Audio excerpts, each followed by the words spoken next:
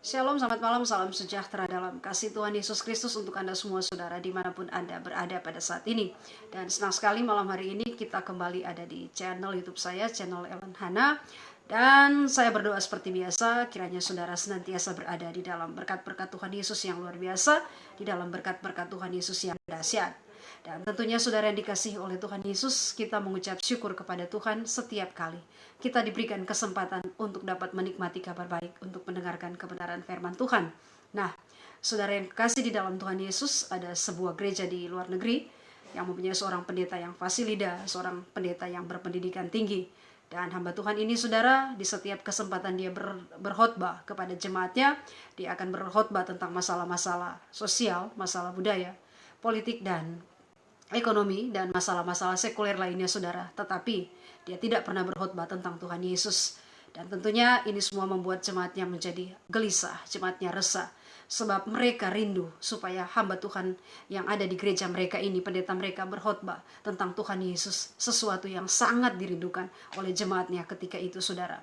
Dan kemudian mereka mendapatkan satu cara, mereka berunding supaya hamba Tuhan mereka ini, pendeta ini bisa kembali berkhotbah tentang Tuhan Yesus, karena selama ini pendeta mereka ini berkhotbah hal-hal di luar gereja dan tidak pernah berkhotbah tentang Tuhan Yesus. Sesuatu sebetulnya hal-hal yang dikhotbahkan pendeta mereka ini bisa didapatkan di luar gereja, tetapi untuk berkhotbah tentang Tuhan Yesus pendeta ini jarang sekali. Dan mereka mendapatkan satu cara saudara, mereka kemudian menuliskan di atas jari kertas dan kemudian menempelkan di atas mimbar gereja.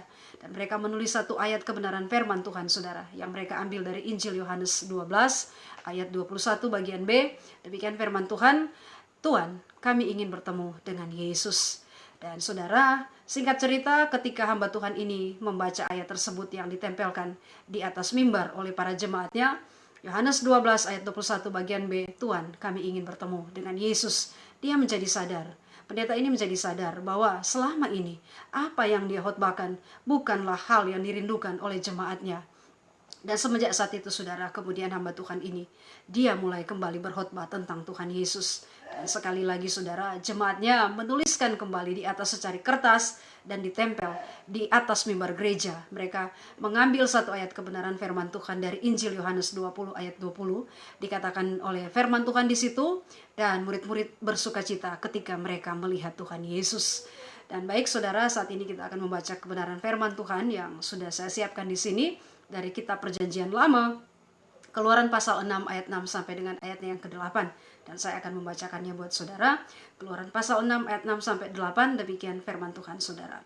Aku akan mengangkat kamu menjadi umatku, dan aku akan menjadi Allahmu, supaya kamu mengetahui bahwa akulah Tuhan Allahmu yang membebaskan kamu dari kerja paksa orang Mesir. Dan aku akan membawa kamu ke negeri yang dengan sumpah telah kujanjikan memberikannya kepada Abraham, Ishak dan Yakub. Dan aku akan memberikannya kepadamu untuk menjadi milikmu, akulah Tuhan. Lalu Musa mengatakan kepada orang Israel, tetapi mereka tidak mendengarkan Musa, karena mereka putus asa dan karena perbudakan yang berat itu.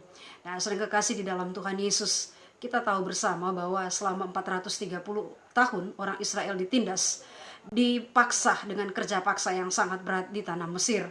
Dan kemudian karena kerja paksa ini yang membuat mereka pahit hati, mereka kemudian berteriak-teriak kepada Tuhan. Mereka mengerang kepada Tuhan.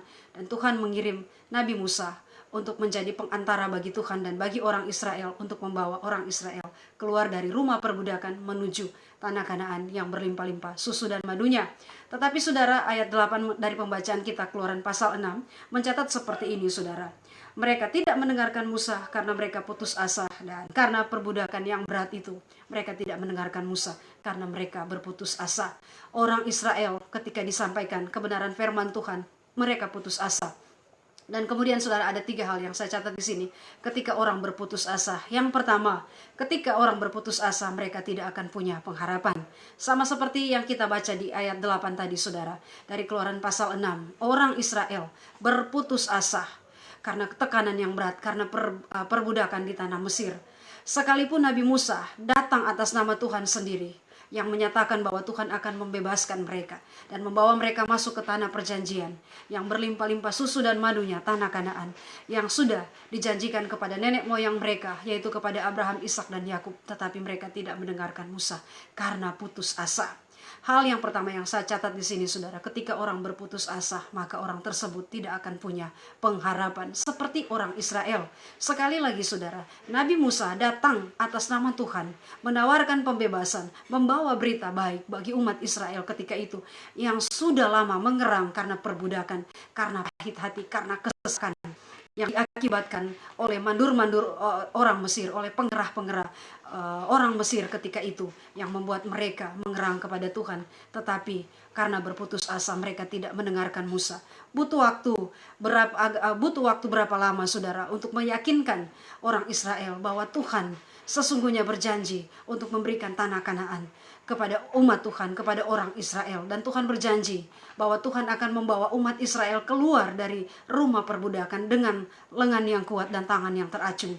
Dan saudara yang kekasih dalam Tuhan, sekali lagi yang saya catat di sini, ketika orang berputus asa, orang tidak akan punya pengharapan.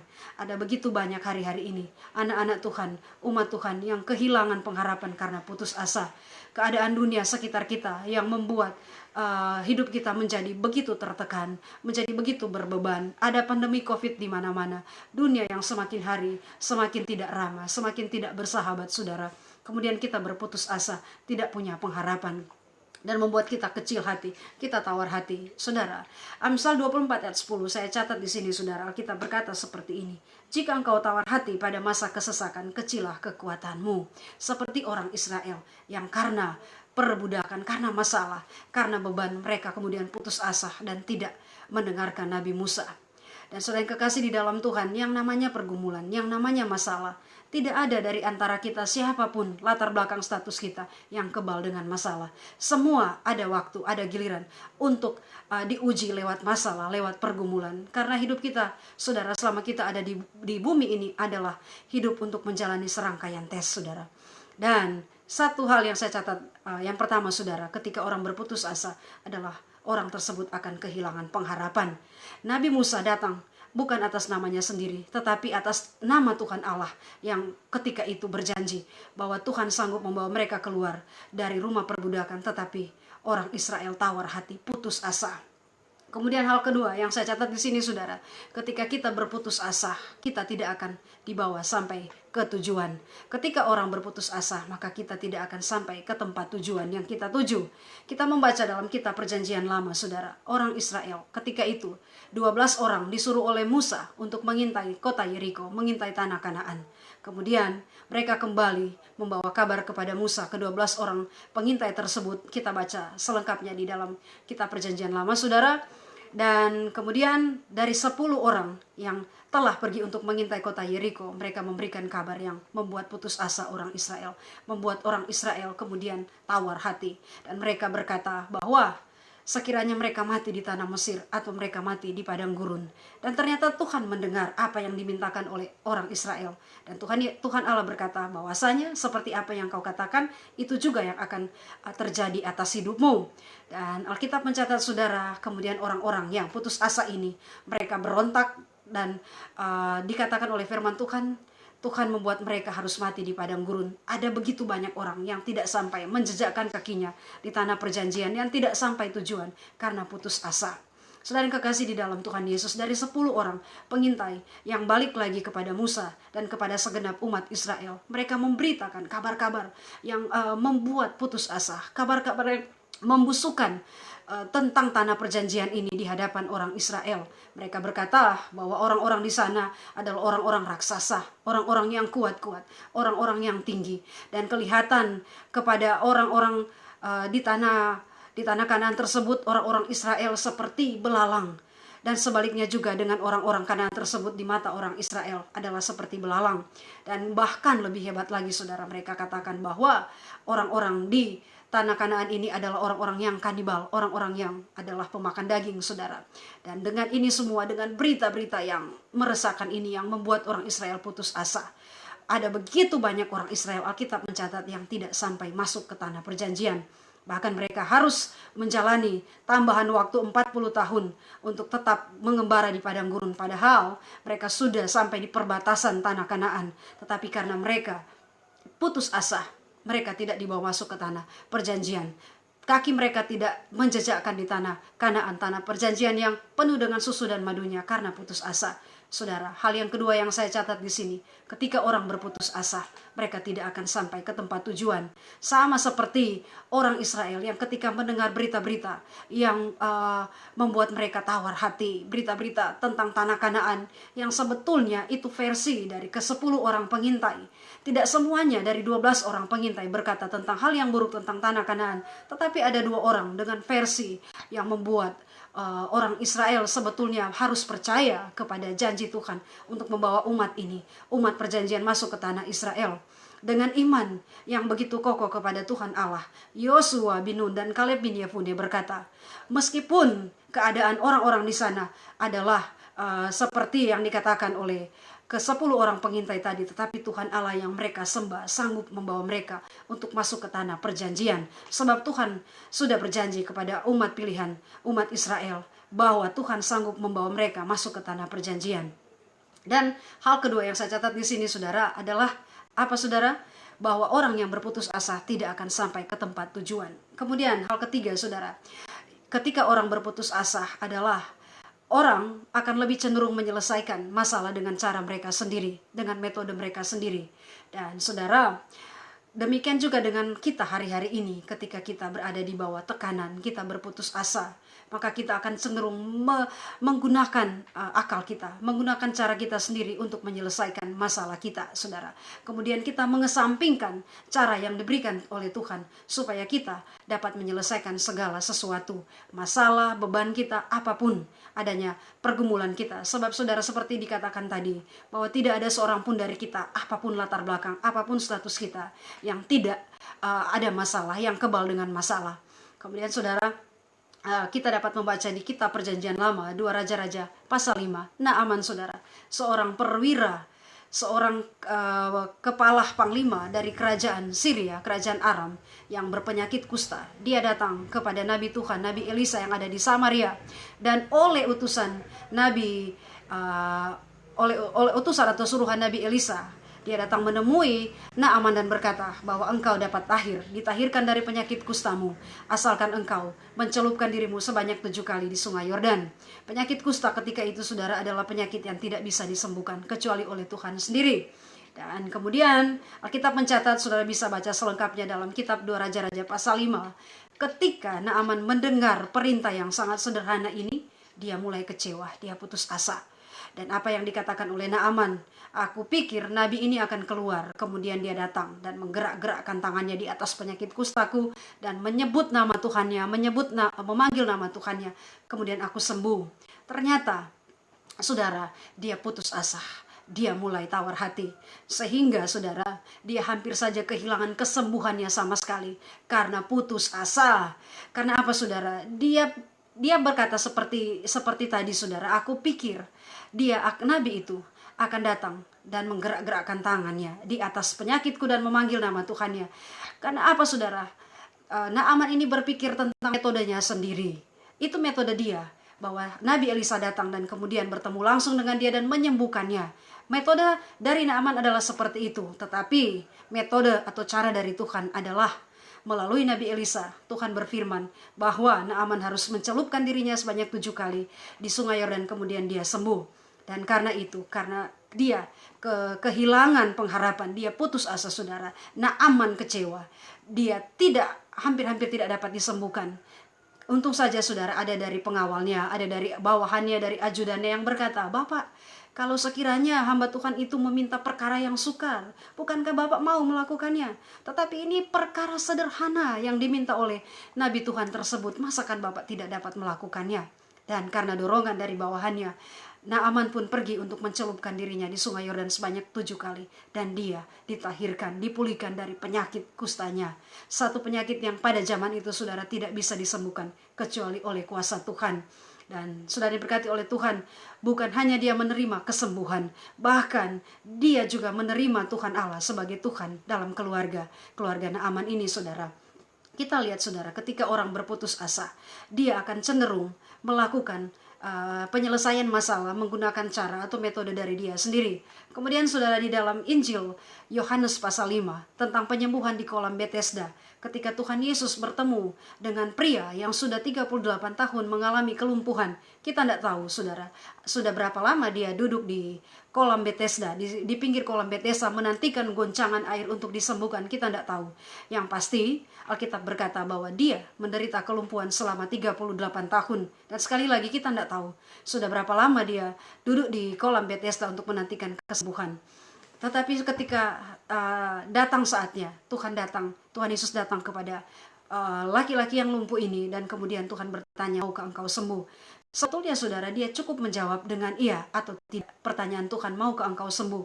Tetapi saudara, karena orang ini, pria yang sudah 38 tahun ini mengalami kelumpuhan, dia putus asa, dia kehilangan pengharapan, dia tawar hati, sehingga dia memikirkan caranya sendiri. Dia pikir mungkin seandainya ada keluarga dia yang duduk di dekat dia, kemudian ketika air bergoncang, keluarga ini akan membantu dia untuk membawa dia terjun ke dalam kolam. Dia sementara memikirkan metode atau caranya sendiri untuk disembuhkan dari kelumpuhannya.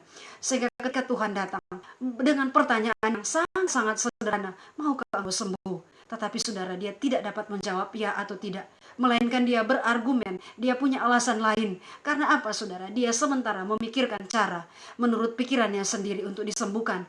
Mungkin dia berpikir, Tuhan, kalau sekiranya ada seseorang yang duduk bersama aku menunggu goncangan air, mungkin aku sudah lama disembuhkan. Aku tidak akan berlama-lama duduk di tepi kolam Bethesda ini menunggu goncangan air sewaktu-waktu malaikat Tuhan datang untuk supaya setiap orang yang terjun pertama disembuhkan. Tetapi saudara, pertanyaan Tuhan Yesus sangat sederhana. Maukah engkau sembuh?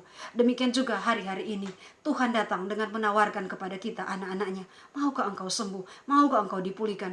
Maukah ekonomimu dipulihkan? Maukah anak-anakmu sembuh dari pergaulan yang buruk? Maukah penyakitmu disembuhkan?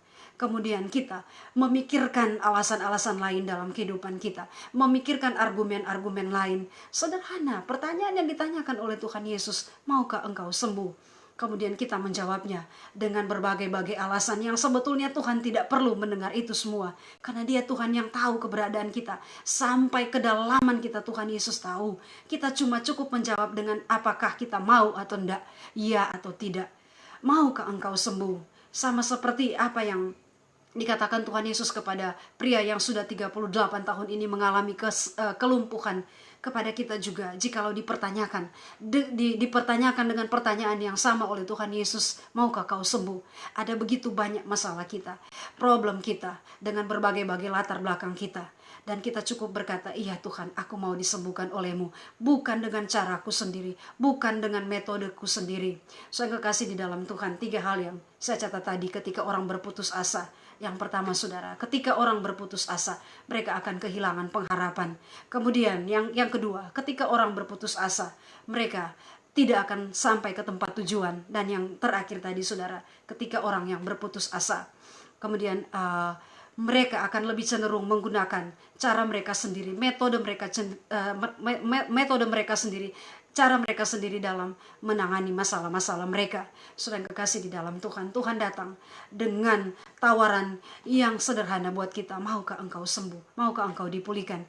Kita mengambil caranya Tuhan dalam kehidupan kita, supaya kita benar-benar dipulihkan. Apapun masalah kita, apapun pergumulan kita, menghadapi dunia yang saat ini digemparkan dengan pandemi COVID-19 yang kita tidak tahu sampai kapan wabah ini akan terus ada. Tetapi yang pasti, kasih setia Tuhan terus ada buat kita, tidak pernah berhenti untuk membawa kita punya semangat. Anak-anak Tuhan yang hari-hari ini mungkin putus asa, kehilangan pengharapan, tidak pernah punya kekuatan untuk sampai ke tempat tujuan, dan kemudian kita menggunakan cara-cara metode kita sendiri. Tetapi bersama dengan Tuhan Yesus, kita akan selalu diberikan pengharapan, selalu diberikan kekuatan, selalu diberikan caranya Tuhan. Sebab apa? Alkitab berkata, rancanganku bukanlah rancanganmu, jalanku bukanlah jalanmu. Ketika Tuhan bertanya, maukah engkau sembuh? Kita cukup berkata, ya atau tidak. Jangan menggunakan cara kita, metode kita. Dan Tuhan begitu mengasihi kita, saudara. Seperti apa yang dikatakan oleh Nabi Musa kepada orang Israel ketika itu. Aku akan membawa kamu keluar dari tanah perbudakan tanah Mesir yang membuat engkau pahit hati, yang membuat engkau mengerang, dan aku sudah mendengar eranganmu, keluhanmu sudah aku dengar. Maka aku mengirimkan Nabi Musa untuk membawa engkau menuju ke tanah perjanjian, tanah Kanaan yang berlimpah-limpah susu dan madunya.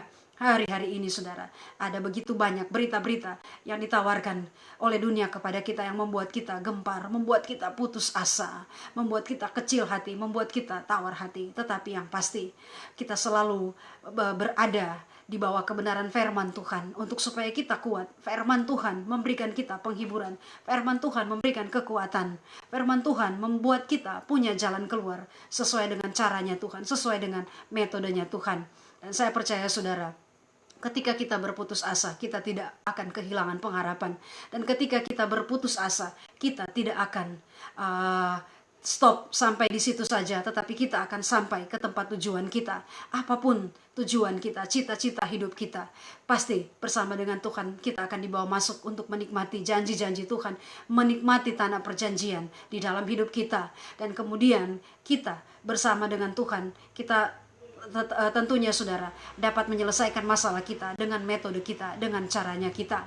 Dan sekali lagi saudara, hari-hari ini apapun keadaan hidup kita, kita tidak kebal dengan masalah, kita tidak kebal dengan pergumulan, sebab masalah diberikan baik oleh Tuhan untuk mendidik kita anak-anaknya, supaya kita kuat, kita bukan menjadi anak-anak yang gampang. Jangan berputus asa, miliki terus pengharapan di dalam Tuhan Yesus, sebab dengan Tuhan Yesus tiada perkara yang terlalu sukar, tiada perkara yang terlalu berat untuk kita hadapi bersama dengan kuat kuasa nama Tuhan Yesus.